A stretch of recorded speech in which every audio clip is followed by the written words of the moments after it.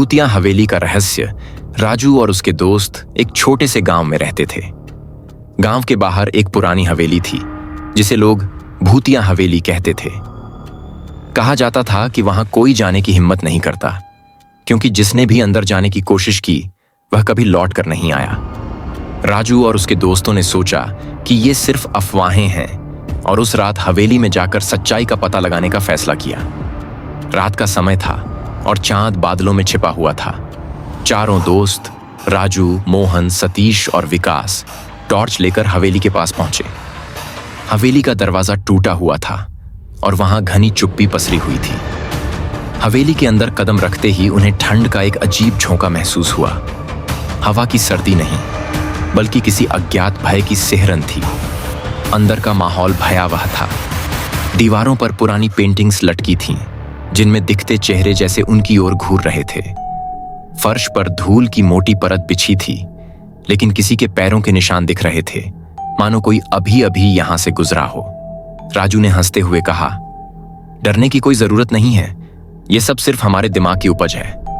लेकिन जैसे ही उन्होंने अंदर कदम बढ़ाए, दरवाजा अपने आप जोर से बंद हो गया।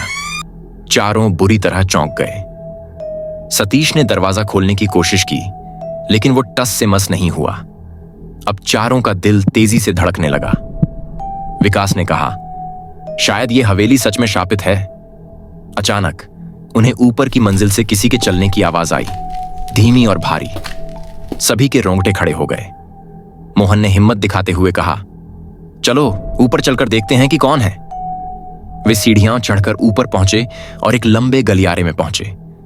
गलियारे के अंत में एक कमरा था जिसका दरवाजा अध खुला था।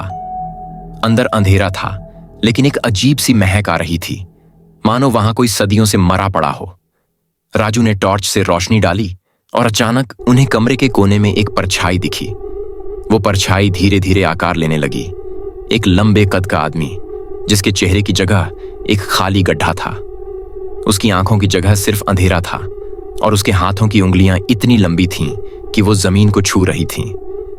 वह परछाई धीरे धीरे उनकी ओर बढ़ने लगी। सतीश ने डर के मारे चीखते हुए कहा, भागो।